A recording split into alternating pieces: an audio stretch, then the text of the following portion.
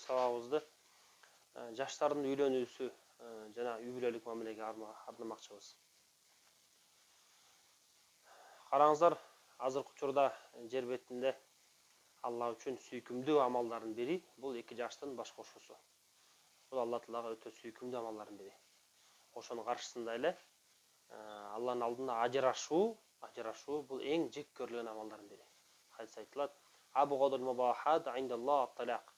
Алланын алдында уруксат берилген, бирок жек көрүлгөн амал, уруксат бергенине карабастан жек көрүлгөн амал бул ажырашуу дейт. Анткени башка хадис айтылат: эки жаш ажырашкан учурда, эки мусулман ажырашкан учурда Алланын аршы титирейт дейт. Алланын аршы титирейт. Эми шайтан болсо ошол учурда сүйүнөт ал. Эки мусулман баш кошсо ал өзү башын тытып чачынтат. Эки жаш ажырашса өтө сүйүнөт. Ага бир окуяны мисал келтирели. Шайтан өзүнүн балдарын күнүнө кечинде алдына тизип алып, алардан эмне иш кылган тууралуу бир сире отчет алат. Бир баласы айтат: "Менин себебимден бирөө уурулук кыл" дейт. Бирөө айтат: "Менин себебимден бирөө алдады". Бирөө: "Менин себебимден бүгүн бир адамды өлтүрдү" дейт. Бирөө зина кылды дейт. Бирөө жана башка бир күнөө кылды деп. Барып эң акырында бир баласы айтат: "Менин себебимден бүгүн эки жаш ажырашты" дейт. Эки жаш ажырашты. Десе атасы сүйүнгөндөн баягы баласын тургуза алып, шайтан далына чаап, "Мына азаматсың, чындап иш кылган сен экенсиң" деп. Кандай сонун деп? Анан башкалар мактайт. "Башка бириң да жакшы иш кылып турсуң, мына ушул сонун иш кылып тур чындап эле" деп. Шайтан сүйүнөт алдында.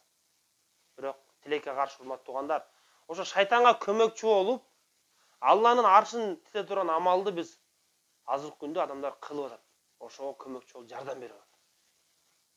Аллага жек көрүлгөн амалдардын кылуусуна себепкер болуп атат көптөгөн кайын энелер, көптөгөн кайын аталар, көптөгөн туугандар, жеңелер, тайэже, тайкелер өзгөчө. Эки жаш үйлөнүп жатат, үйлөнгөндөр көп, Кудайга шүгүр. Бирок ажырашкандар андан да көп болуп жатат. Не себептен? Ким буларга түрткү болуп атат? Эми караңыздар. Азыркы учурда үйлөнгөндөн кийин эркек тараптагы туугандар баары тең идеалдуу түрдө келин издейт. Келинден укмуштай талап кылынат. Тигиндей болуш керек эле, мындай болуш керек эле. Кайненеси айтат: "Биздин заманда ушундай эле, биз ушундай кылат элек" деп. Жок, азыркы учурда заман башка. Деги биз динге кайрылып, динди карап көрөлүчү. Анча-мынча анан келиндин сыпаттары жакпаса анан ызы-чуу башталат. Ошонун себебинен анан баласына дагы айтат: "Тигиндей экен, мындай экен" деп барып тамчылаган суу ташты тешкендей айтып аткан сөзү барып анан бир күнү баласына кыжыры келип, ачууланып талак бериши мүмкүн, ажырашышы мүмкүн. Караңыздар. Ким себепкер болот ошого? Эки жаштын ортосунда ажырашканга. Туугандар эң биринчи иретте. Эми туугандардын атары айтып турган сөзүм бар эле, караңыздар. Пайгамбар алейхиссалам кандай кылган? Ушундай каршы болгон окуялар дагы болот. Кээде кыз тараптагы балдар ата-эне кайын журт баланы жактырат, күйөөнү жактырбайт, күйөө баланы жактырбайт. Бирок экөө өзү туугандар колдон келишинче эки жаш бирикти. Эмне үчүн? Алланын алдында эң сүйкүмдүү бул кабар да. Сүйкүмдүү кабардан бири. Анткени эки коом биригип жатат. Эки коом бир баш кошуп атат. Караңыздар. Мүмкүн мурда душман болуп жүргөн коом ошол эки жаштын никесинин себебинен бири-бири менен тууган болуп беттешип калат. Эми караңыздар. Эртең ажырашып кетсечи, бул эки жаш эле ажырашпайт. Бүткүл ошол коом бири-бирине душманчылык кылып калат. Ким көмөкчү ага? Ким ага салым кошту? Ошондой туугандар. Же жакын туугандары, же болбосо комшусу, же достору. Жок, урматтуу туугандар. Караңыздар.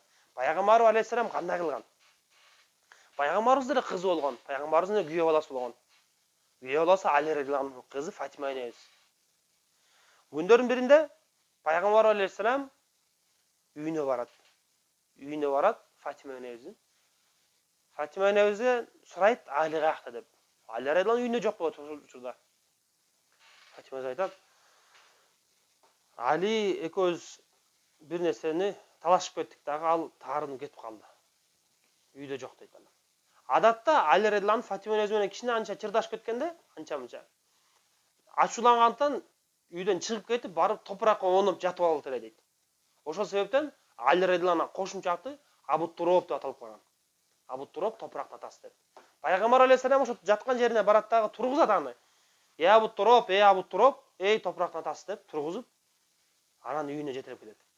Барып Фатима энебиздин жанына отуруп, оң жагына Али радиаллаху анху, сол жагына Фатима энебиз экөөнү колдон кармап туруп, бири-бирине колдон кармашат дагы элдешкиле деп коет. Элдештирип коет. Пайгамбар алейхиссалам сурабайт: "Фатима, сен эмне деп айттың? Не кылды тиги?" деп. Али радиаллаху анху сурабайт: "Сен эмне кылдың? Кандай кылдың анан? Ким туура эмес?" деп. Кайра булардын ызычы болгон нерсесин ырбатып, чукуп, кайра жаран чукубайт. Пайгамбар алейхиссалам андай кылган эмес. Ал эмне кылды? Экөөнү колун кармап туруп, элдешкиле деп койду. Караңыздар. Пайгамбар алейхиссалам данышман адам болгон. Ошо данышман адамдын мамилеси мына кайната болбос. Караңыз, Али радиаллаху анху күйөө баласы болсо, ал кайнатасы. Мына мамилени көрсөттү. Кандай кылыш керек? Биз үчүн үлгү Пайгамбар алейхиссалам. Азыркы учурдагы ата-энелерге айта турган сөзүм ошо туугандарга. Биз дагы 2 жаш урушат, ал урушпаган үй бүлө жок. Пайгамбар алейхиссаламдын үй бүлөсүндө да болгон ал нерсе. Бирок пайгамбар кандай кылды, эмне кылды? Мына биз үчүн үлгү жашоосу. Сабырдуулук кылды, кечиримдүүлүк. 2 жаш анча-мынча талашып кетсе, ызы чогуп кетсе, алардын абалын кайра ырбатып чукубастан, кайра көмөкчү болуп жардам берип, анча-мынча кемчиликтерге көз жумуп, эгерде кыз барып, төркүнүнө барып сөз ташып жатса, биздин үй бүлө ушундай болуп атат, дегенде экен, мындай экен десе, ата-энеси кызым унчукпагын болду, сүйлөгүн. Бирөөнө гыйбат кылба, бирөөнө этин жебегин. Сен күйөөңдү разы кылмасаң, эч качан бешикке кирбесиң деп ата-энеси айтыш керек аны. Кошулуп кайра чогуу, анан эмне кылды, анан кийин эмне кыл деп. Жок. Ата-энеси акылдуу болбойбу? Жаштар жаштык кылып койсо, ата-энеси эмне кылыш керек? Ата-энеси адилеттүүлүк, акылдуу кылыш керек. Алар экөө ажырашып кетсе, ким жыргайт ошол жерде? Айттыңыздарчы. Эч ким жыргабайт. Күйөөнүн кадыр баркын талак жеген аял билет дейт. Билесиздерби? Аялдын кадыр баркын ажырашкан эркек билет. Экөө тең ажырашкандан кийин билет кадыр баркын бири-бирин. Күндөрдүн биринде Пайгамбар алейхиссаламга бир сахаба келет. Алланын элчиси, менин аялым мага жакпай деп, баш ийбей деп. Не кылайын дейт. Десе, ал сахаба пайгамбарыбызга суроо берип, үмүт кылган эле пайгамбар бир насаат айтып, ошол абалдан кутулууга чыкканга бир жардам берет десе, пайгамбарыбыз жооп берет. Андай болсо талагын берип ажырашкын дейт. Баягы сахаба өзүнө келбей, коркуп чочуп кетет дагы. Ойлонуп калат дароо. Ойлонуп калат анан. Мен Алланын элчиси, мен аны жакшы көрөм да деп кайра жооп берет. Эми караңыздар, уламалар айтышат, ушул хадисте сахаба суроо берген, аялым эмне кылайын деп, баш ийбей атат мага, жакпай деп. Десе, пайгамбарыбыз өзү аятта, Куран аятта келген мыйзам кандай? Эгер аялыңардын баш ийбешиндигин корксоңор, анда эмне кыл дейт? Фаидухунна, аларды биринчи эскерт дейт аларга. Эскертле, жакшы сөз айткыла. Кызыктырып тура, кандай туура жолуна түшүндүргүлө. Дароо урушуп талагын бериш эмес, эскертиш, жакшы насаат айтып. Анда дагы болбосо, анда төшөгүн ажыраткыла, төшөгүн бөлүлөйт. Ал дагы болбосо, фабрибухунна, аларды эмне кылат? Ургулайт. Урганда дагы көзү башын канжалатып, аны көгала кылыш эмес, сындырып эмес. Чыбык, кичинекей чөп, жөнөкөй чөп менен ошол менен уруп коюп, намысына тийиш үчүн. Мен ушул деңгээлге жетип калдымбы деп аял ойлонуп түшөт. Ал дагы болбосо, ата-энеси эскертиш керек, кызыңар ушундан томойнук кылып атат, эмне кылайын деп. Анан болбосо акырындан талакка барыш керек. Караңыздар. Эми ушул эрежени пайгамбар айтса керек деп бая сахаба күткөн эле да. Бирок пайгамбар дароо айтты, андай болсо ажырашкын талагын берин деп. Сахаба дароо өзүнө келет. Анан жообун караңыз, мен аны жакшы көрөм да дейт. Демек, ажырашкысы келбейт аны менен. Эми уламалар айтышат, пайгамбар алейхиссалам ар бир адамга өзүнө жараша сүйлөгөн. Бул сахабага колунда бар неамат, колунда бар жакшылык эле. Аялдуу болуу бир Аллахын берген бир неамат. Ошондой эле аял үчүн дагы күйөөлүү болуу, бул да бир Аллахын берген жакшылыгы. Бири-бирине көмөкчү болсун, караңыздар. Эми ошол берген жакшылык жок болсо, кандай абалда каласың дегенде кылып пайгамбарыбыз дароо бул сахабаны ошондой бир абалга түшүрүп коет. Аялыңа талак берип кетирбейсиң деп. Ошол сахаба дароо аялы жок жашоосун элестетип, кой деп тоба кылып кайра, кандай болсо да мен аны жакшы көрөм деп Анан унчукпасаң жоон алып кетет караңыздар. Бизге да үлгү. Кимдин аялы жок болсо, кимдин эри жок болсо караңыздар. Алар билет ошонун кадыр баркын. Аялы жок, аялынын кадыр баркын билет. Ажырашып кеткен. Же эри жок болсо, эринин кадыр баркын билет, ажырашкан. Биз ошого көмөкчү болбойлубуз, жардам берели, колдон келишинче салымыбызды кошолу, андан көрө эки жаш ынтымактуу болсун. Эми ошондой эле эки жаштын өзүнүн ортосунда да жашоодо эки сыфат керек. Эки сыфат болсо жаштарда алар түбөлүктүү жубай болот. Бири кечиримдүүлүк, экинчи сабырдуулук. Өйдө ылдый ар бири милдетин аткарууда өйдө ылдый мамиле болот. Кээде аял өз милдетин аткара албайт, эркек өз милдетин аткара албай калат. Ошол учурда сабырдуу болуп, сабырдуулук кылып биринчи. Анан сабырдуулуктан кийин кечире билсе, ушул эки сыфат менен жубайлар түбөлүктүү жубайлар болот. Кайын журуп бири-бири менен куда кылар, бири-бири менен куда болуп түбөлүктүү бойдон калат. Тууганчылык түбөлүктүү бойдон калат. Сабырдуулук, кечиримдүүлүк эки сыфат. Достор түбөлүктүү дос бойдон калат. Коңшулар түбөлүктүү дос, түбөлүктүү коңшу болуп калат. Эгерде ушул эки сыфат болсо, сабырдуулук, кечиримдүүлүк. Өзү биз 3 күндүк жашоо менен жашасак, кечеки күн өтүп кетти.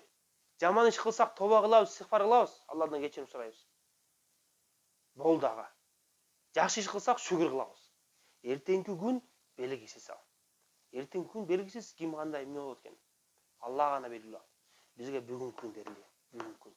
Ошо бүгүнкү күн менен жашайлы, эч кимди капа кылбайлы. 3 күндүк жашоодо бирөө менен ызычы кылып, бирөө менен кастык кылып, душмандык кылып, анан тигинип койду, мынтип койду, канча деген туугандар бир устуккан үчүн, бир эт устуккан үчүн ызычы кылып, билесиздерби? Ызычы кылып, кайын журт менен тытышып, кудайгылар менен жаман көрүшүп жүрөт. Бет карашпай жүрөт. Же каякта бир калпак, көйнөк жолук үчүн. Ошол нерсе адамдын көңүлүнө татыйбы? Адамдын көңүлү Кабадан улук турат. Караңыздар. Алла Таала адамдын ушундай шарапат берип койду адам баласына. Каба канчалык улук? Мусулмандар баары тең Кабага карап, жер бетинде азыр 1,5 миллиардтан ашуун мусулман болсо, канча мусулман баары тең кыбланы көздөй, Кабаны көздөй сыйынабыз караңыздар. Эми Кабаны канча шарапат кылып койду, ажылык кылып канча таваф, канча умра кылышат. Бирок ошо Кабаны күнүнө ойлонбостон талкылаган адамдар бар да. Алар ким? Башка момундун көңүлүн оорутуп, момунга зыян берип, ага амал кылып жүргөн адамдар ушулар. Пайгамбарыбыз караңыз хадис айтканы. Момундун көңүлүн бузуу бул Кабага талкылаганга барабар. Урматтуу туугандар, ошого жубайлар, жаштар бүгүн урушуп кетсе, эртең алар кайра элдешип алат. Анткени бири-бирин сүйөт. Алла Таала алардын ортосунда мухаббат. Алла Таала бир аят айтат: "Ва мин аятиhi an khalaqa lakum min anfusikum azwaja wa ja'ala baynakum mawaddatan wa rahma." Алланын жалгыздыгына далат кылуучу аяттардан Min anfusikum силердин өзүңөрдөн азваж, зауж кылып койдук дейт биз. Адам алейхиссаламдын сол кабыргасынан жаралган обой энебиз. Аял эркектин сол кабыргасынан жаралган. Жана ошол жубайлык кылып, ортоңордо маваддата ва рахма, сүйүү менен мээримдүүлүк кылып койдук дейт Алла Таала. Бул дагы бир Алланын жалгыздыгына далат кылуучу бир аяттардын белгилеринен, урматтуу туугандар. Ошо караңыздар. Демек, никеден кийин ушул мамиле сүйүү мухаббат болот. Эми жаштардын ортосунда ызычы болуп кетсе, туугандар ошого кийлигишип, анан эмне болду, кандай болду деп дагы кошулганы бекеринен эле жаман көрүнөт. Эң жакшы аял, таква жакшы аял, күйөөсүнүн кемчилигин эч кимге айтпайт. Мына ушул мыкты аял ошол. Күйөөсүн жамана ташыйбы, ал аял бейиштик болушунда кыйын ал. Алла билет ал каякта болот ал. Ошондой эле өзүнүн аялын жамандаган эркек дагы туура эмес. Пайгамбар хадисте айтат: "Хайрукум хайрукум ли ахликум." Силердин эң жакшыңар үй бүлөсүнө жакшы мамиле кылгандар. Биз кандайбыз? Элге жылмайып жакшы мамиле кылабыз, үйгө келгенде андай болуп калабыз. Аялга эркекке экөөсүнө тиешелүү бул хадис. Дагы бир хадисте: "Хайрукум хайрукум хиярукум." Силердин араңарда эң жакшыңар хиярукум ли нисаикум, аялдарыңарга жакшы мамиле кылгандар дейт башка хадисте. Эркектерге айтар эле. Ошого эки жаш бири-бирине сабырдуулук, жумшактык, кечиримдүүлүк сыфат менен мамиле кылышса. Ошондой эле туугандар анча-мынча өйдө мамиле болгондо көп кийлигишпес, кереги жок ал нерсечи. Эки жаш бала урушуп жатса, бир нерсе ончукталашыпчы. Ага кийлишпейт чоңдор делечи. Эми эмне урушуп кетти, ончукталашып кетти дейт. Чоңойгондон кийин дагы эки жаштын жаш кезинде талашкан маселелери алар үчүн күлкү болуп көрүнөт. Ушун себептен да урушуп турубуз. Каякта сөздүн баарын айтканбыз. Айтпай эле койбой, урушпай эле койбой деп өкүнүп калабыз. Ошого урматтуу туугандар, ким кайнене болсо кайнене айткан сөзүм, кайната болсо кайнатага айткан сөзүм, ким жубайларга да айткан сөзүм ушул. Ошо сабырдуулук, кечиримдүүлүк менен. 3 күндүк жашоодо биз бири-бирибизди капа кылбайлы, бири-бирибизге көмөкчү болуп, тескерисинче ынтымактуу жашаганга аракет кылалы. Караңыз, 2 жаш ынтымактуу жашаса, ата-энесине бул бакыт да, сүйүнүч да калат. Кимге эле жаксын, паланча аялынан ажырашып кетти, паланчанын баласы ажырашып кетти. Паланчанын кызы ажырашып кетти деген сөз кимге эле жаксын. Ошо сөзгө жеткирбестен биздин салымыбыз болсо кошсок болот да, туурабы? Ошого аракет кылалы, машалла. Биз жакшы мамиле бири-бирибизге кылалы, ынтымактуу үй бүлө куралы. Анын үчүн биз жашоого толук дин алып келели. Дин алып келсек, иншалла, жашоо өтө бактылуу болот. Бул дүйнө бактылуу болобуз, акыретте бактылуу болобуз. Ассаламу алейкум ва рахматуллахи ва баракатух.